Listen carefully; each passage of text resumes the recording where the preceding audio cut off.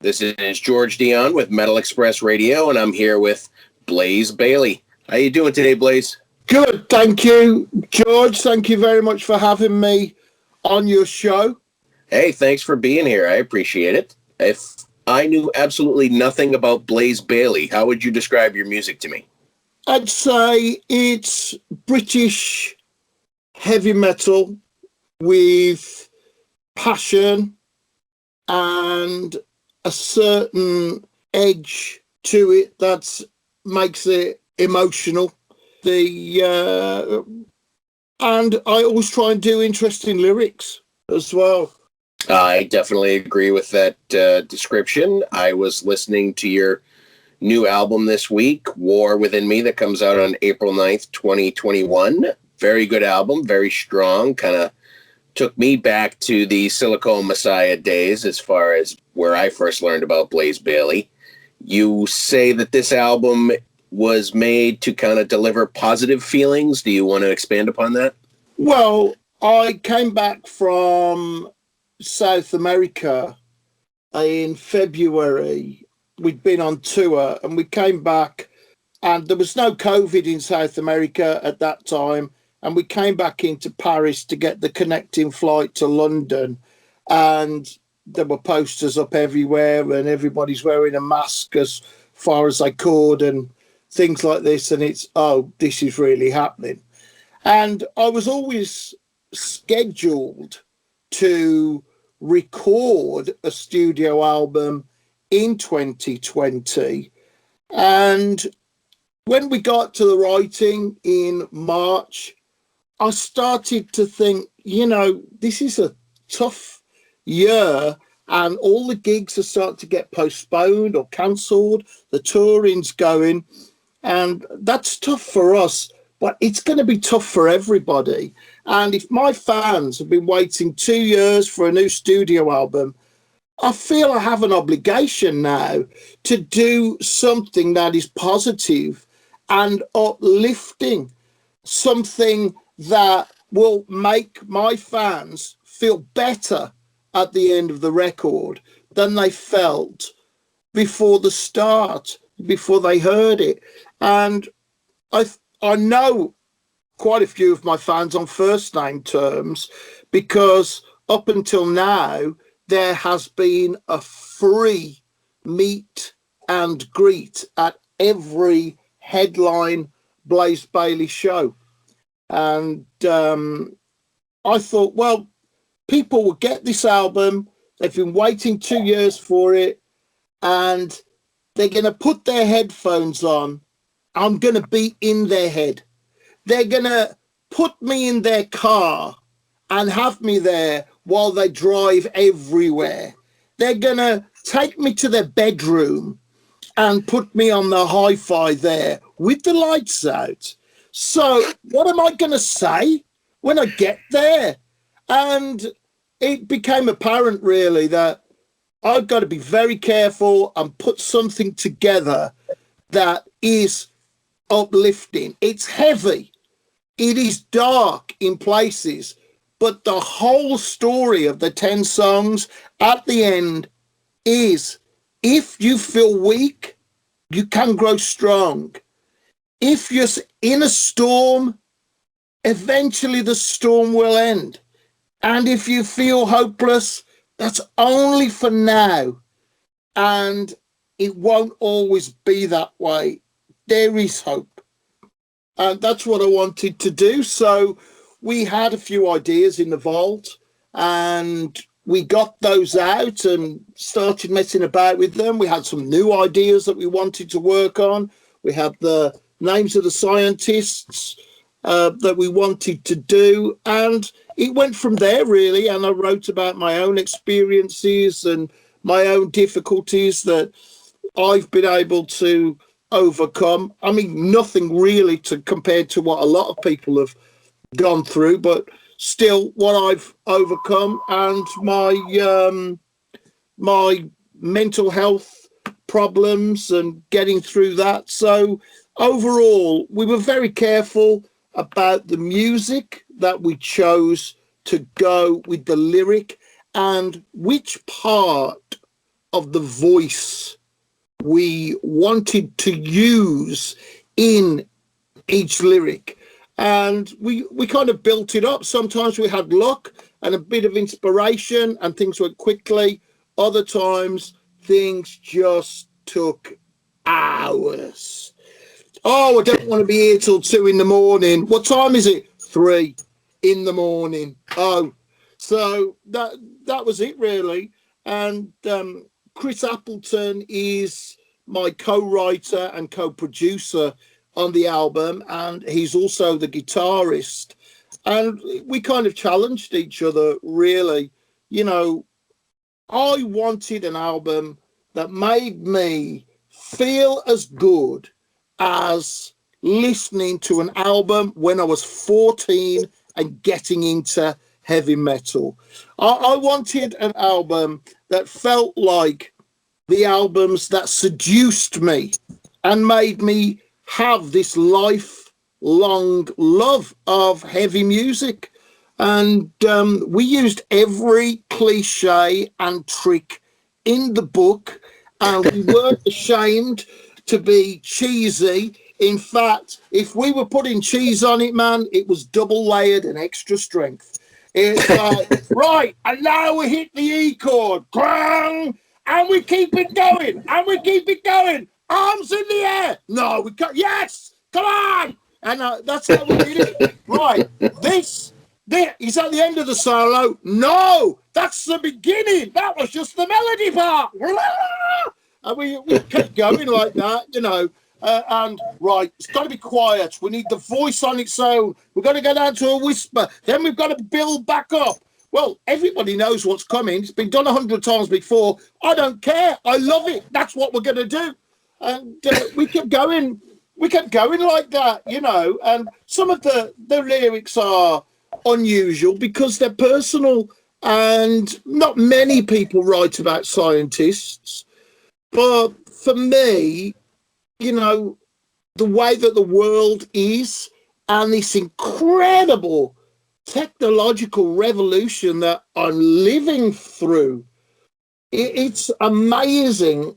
And each one of the scientists, in particular Stephen Hawking, he's known as a genius, you know, and a physicist, or all of this. But for me, the greatest thing about Stephen Hawking is him as a man. When he was diagnosed with a terrible illness that was completely debilitating and robbed him of his body, but his mind was still 100%, the doctor said most people only live for 3 years when they get this diagnosis. 49 years later, Stephen Hawking is giving a lecture on stage and he can't speak. And he's got this withered, crippled body, and he's found a way to communicate. He's written books. And they said, well, you're going to be dead in 3 years. And he said, I've got too much to do. And for me, that's a real hero. You know, that's someone who just said, well, that might be right for other people, but it's not right for me. And he never gave in to that prognosis. So I think I wanted to do something about him. Nikola Tesla is a huge character and a huge man of importance in science and in our life, inventing the first hydroelectric power, AC/DC electricity, patents for radio and other inventions. Just an incredible person. And I wanted to celebrate that. And in particular, the dream that he had as a young boy. He dreamt of a water wheel and Niagara Falls. Years later, with Westinghouse, he's building the very first hydroelectric power plant in the world. Never been done before. Most of the machinery 10 to 20 times bigger than anything that's ever been made. And Westinghouse said to one of the engineers, is this going to work? And the engineer said, I don't know. Only Nikola Tesla knows how it works anyway, because he wouldn't tell everybody everything. So I thought, oh, I've got to do, man, my business is electricity. You know, I'm in a band. It's heavy metal on electric guitars. What would I do? You know, I'm on the computer. We're on the internet. We've got street lighting. What would we do without alternating currents? So I wanted to do that one. And in a much darker sense, I felt I had to do something about Alan Turing.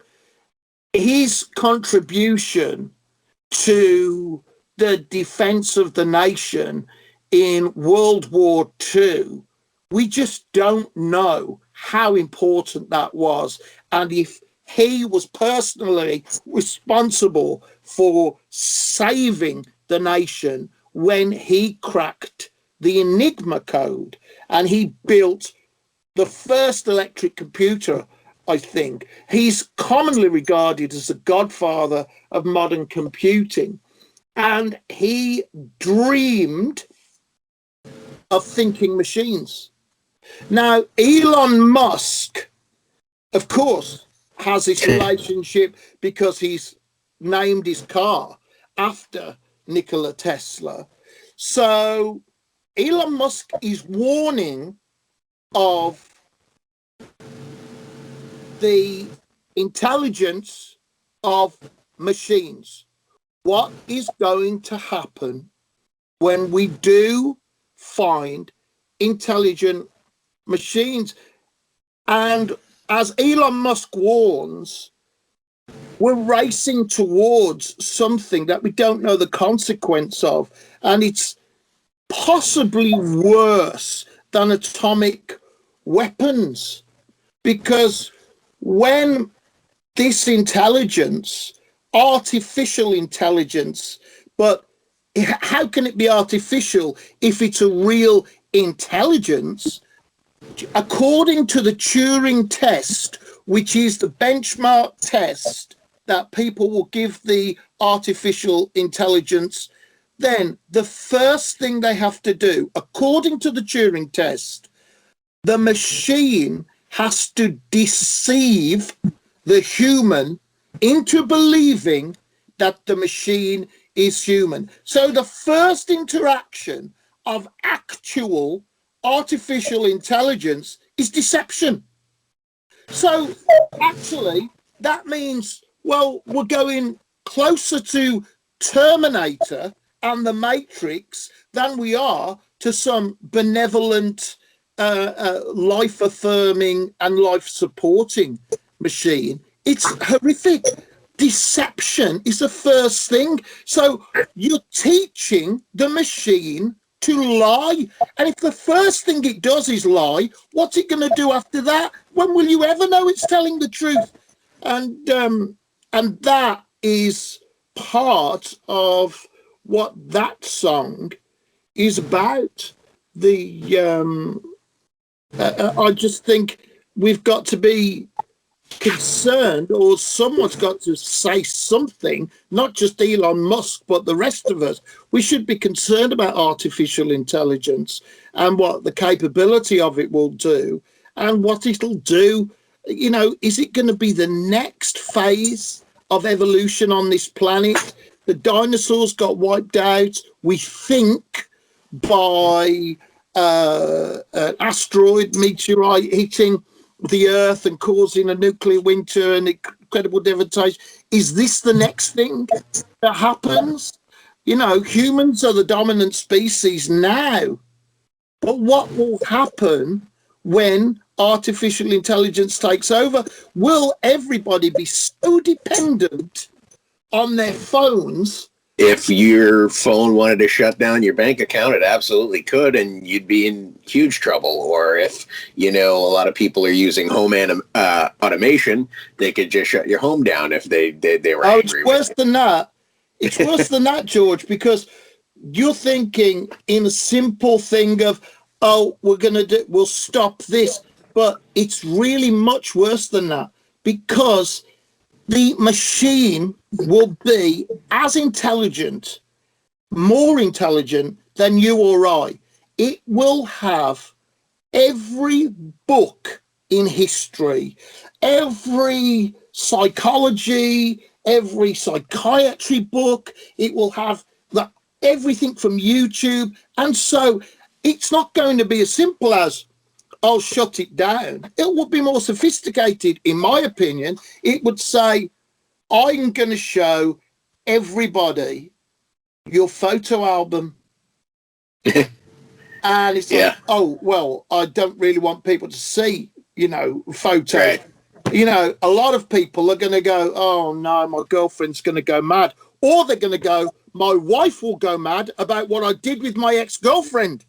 It's going to be as dark as that. It's going to be, I'm going to send this money from your bank account to this person, which is going to make you look like something terrible, and you're like, wow, as if you're addicted to hairdressing. No, I think you're right. I mean, I read that Google has a program, an AI program that taught itself to play chess. They didn't even have to teach it to play chess. Taught itself to play chess in like 40 minutes. Yeah, that makes sense. I'll tell you They're what, already thinking for themselves. Did you ever see that Google photo, George? I don't know which one. It was a painting by Google, and what it did, it took all the elements that people search for, and in proportion, it put those elements into a picture.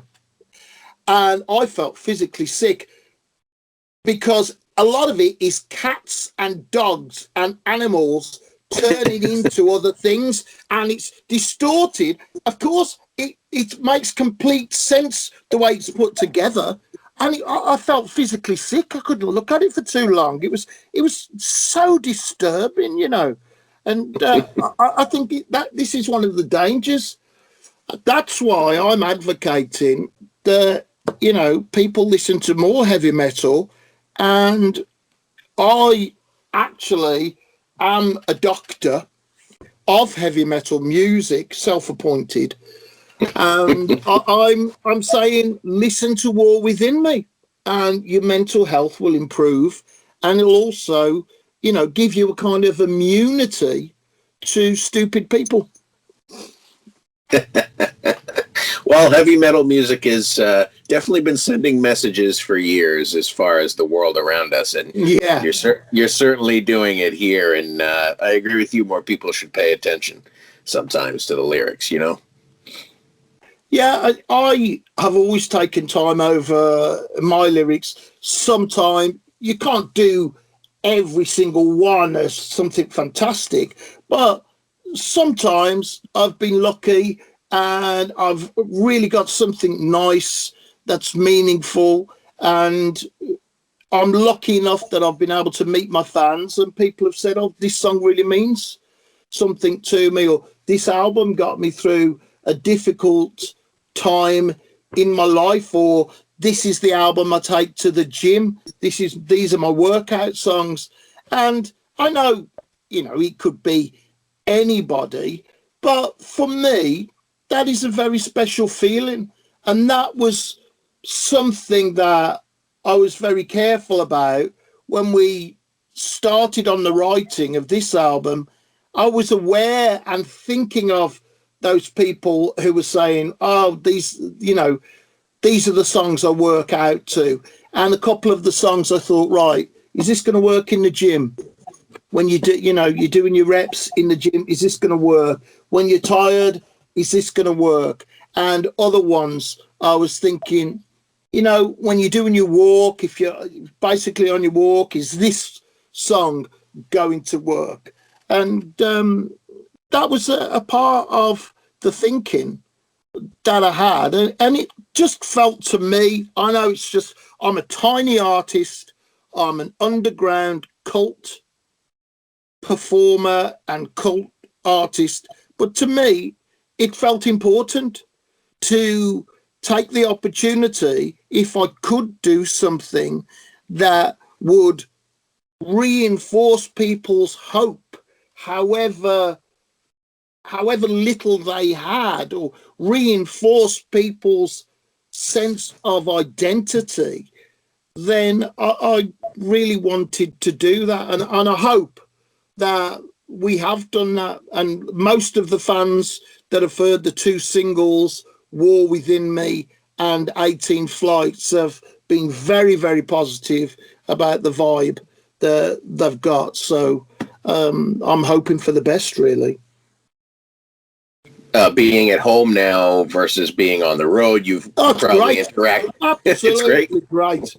You know, the first part of the lockdown, that was a challenge because, you know, gigs were getting postponed and disappearing, and you can't help but think about the future.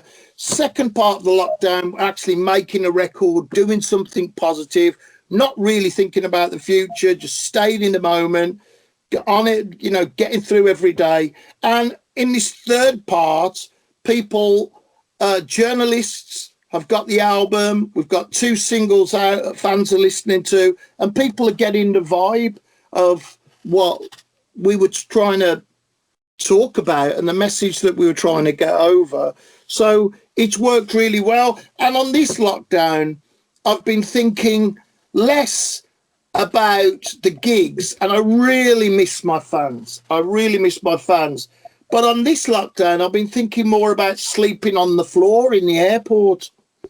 And I've been thinking, you know what?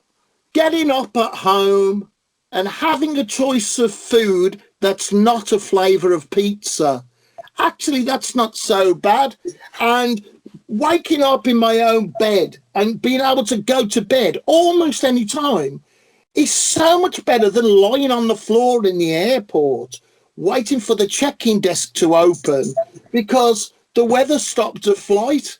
And, it's so much better than running across the airport at Frankfurt or being told to, which is full of armed police. So in this lockdown, I've focused on the good side of being at home and, you know, not having to climb onto a tour bus and sleep in a bunk, not having to sit in a van for hours, not sitting at airports for hours. So all of that time where you'd be sitting waiting, I'm not waiting for anything. I'm actually at home and I can do stuff. So that's been a good side of it, really. But I'm very, very lucky. I've had incredible support from all of my fans around the world. They've gone online, they've gone to blazebayley.net, they've bought direct from me, and their support has really kept me going. I am so lucky to be in this situation because there are so many people who are suffering, especially in the music business at different levels. People are really, really struggling. And I'm lucky I've got these incredible, wonderful, loyal fans that through thick and thin, good and bad, they have supported me and kept me going. And I'm so grateful and so lucky to have that support. I saw that you did have a festival booked for this year. You think it's going to happen? Well, they've rebooked another one now. So we'll see. It's just come in something for November, and we just hope for the best. You know, but going back, it just reminds me of when I started off in Wolfsbane, my first proper band, and so many things would be cancelled or postponed, or they wouldn't even tell you, and you'd arrive at the gig and it wasn't happening. Or you'd be saying, great, we're going to get on a plane and we're going to go somewhere. And then a couple of days later, no, that's off now. The plan's changed. So at that time, I got into the mindset of, you know what? I'll believe it when I'm on the stage singing to the fans. And until then, I'll just won't really invest emotionally in that idea. And that's really helped me over the years. You know, one gig that we went to in Wolfsbane, we pulled up at the pub and it was just a burnt out wreck. And nobody called us or anything. And we're like, well, obviously the gig's off, but where do we go? What do we do? You know, and another time we turned up at the gig in Dublin and we said to the guy, where do we load the gear? And he said, who are you? And we said, we're the band, we're playing tonight. And he said, no, it's a disco tonight. This is a gay club. There's no band on tonight. And we're like, what? You know, probably to make it worse, they didn't even invite us to the club. So nobody told us it was off. And then the last show that we did, there was one poster inside the venue, handwritten. And that was the only thing. And it was only people that normally went to that pub on a Thursday night that were actually at the gig. So it's just, so after that, I've kind of carried that through with me, even in my days with Iron Maiden and big things happening, still things can, you know, go wrong or not go ahead. And so now it's like, yeah, that's been announced. I'll believe it when I'm on the stage looking the fans in the eye. You've released a number of albums since your time with Iron Maiden. Is there pressure when you book a live show to have to play the songs that you performed with Iron Maiden, even though you've made more music as Blaze Bayley? Well, it's my most famous thing. So a lot of people, it's sad really, but I meet people at almost every show that say, the last time I saw you was 1996. And I say, well, I've made 11 studio albums and I've been on tour almost every year and with every album, and you haven't seen me since then. So, you know, I understand that those guys come to the show. So I've always got a couple of those songs in my set. But for me, Ronnie James Dio was my hero. And he always had one of his Sabbath songs and one of his Rainbow songs in there, you know, and he wasn't ashamed of his past. And I'm not. I'm very proud of everything that I've done. But it is difficult to pick a set list. The more albums you get, really, the set can't get much longer. And you're always going to be leaving out someone's favourite song. That's a difficulty. So we try to change the set every year quite significantly, and normally the ones that will stay in the Blaze Bayley set from the Maiden years are my version of Virus, because we never played that in Maiden. When I was there, we never played Virus, and to my knowledge, Maiden have never played Virus live. And I do my own arrangement, my own version of Virus, and then we often play Man on the Edge or Future Real, and that's normally about it now, because we've got so many other songs that are people's favorites to choose from. And sometimes we do a bit more if it's a place I've never been to with my solo project, and if it's a place I've toured regularly, we do a lot less of the Maiden. We just judge it, really. You know, I'm very lucky. We've got a big repertoire and we can adjust the set with just a couple of rehearsals if we need to. And I suppose it's a big advantage to being smaller. I don't have a stage set. I have my lighting is very, very basic. There's no flashing lights at my concert at all. It's more of a theatre show. It's more like communication and the sense of disbelief, removing the disbelief and forgetting about flashing lights, forgetting about a big show, but concentrating on a connection with everybody in the room and making the songs come to life for everyone in the room. And that's what a Blaze Bayley concert really is. It's a it's not about people come to see me. It's that we all come together to share this experience. And sometimes that can be really intense, but wonderful.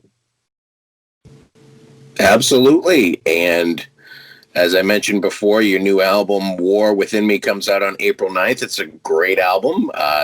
You should be very proud of it. We're going to try to spread the word at Metal Express Radio for you. Thanks, George. You know, it's a large amount of anxiety when the album is finished, when you get the final master and it's approved, and then you're going, okay, so the people that this is written for, the people that this is inspired by, my fans, they're not going to get to hear this for a while. Will they like it? Will they think it's any good? And that the anxiety starts to build then. And it's a really weird and uncomfortable feeling because nobody outside the team has heard the album in its entirety. And why would anybody in the team tell you the truth if it's rubbish? Because why would they want to affect your confidence? So you kind of, when somebody in the team says, oh, well, but it's a good album though, isn't it? And you go, well, I don't know. And I don't know that you're telling the truth. Why would someone in my team tell me it's a bad album? So I can never trust you, can I? So you're waiting then for the fans to hear it because you know that the fans normally will go, yeah, it's all right, but I don't like it as much as. And you'll get the real hardcore feeling. But at least now fans have heard the first two singles and a couple of different songs on podcasts and radio like yours. Then they've gone, actually, the reaction is, yeah, I like it. I can't wait to get the whole thing. Well, I'll tell you this, Blaze. I liked you in Iron Maiden, and I listened to Silicon Messiah and 10th Dimension when they first came out, and I was into it. And then I kind of lost listening to Blaze Bayley for some reason or another over the years. And listening to this new album, War Within Me, has kind of got me going back to, you know, what did I miss? What did I miss between 10th Dimension and now? Now I want to go back and revisit it because of, you know, how good I thought War Within Me was. Well, that's great news. And I think you're going to find some really good songs that you're going to like. You know, not everything you won't like maybe, but I think you're going to find some things that you really like, especially on Blood and Belief and Man Who Would Not Die album. Then I think this, if you really like 10th Dimension and Silicon Messiah, you'll find some songs that you really like on those other albums and on the trilogy too, you know, which is just huge. And there's so many songs that I'm so proud of on the Infinite Entanglement trilogy that I think you'll find a lot of other songs that you like if you like the 10th Dimension.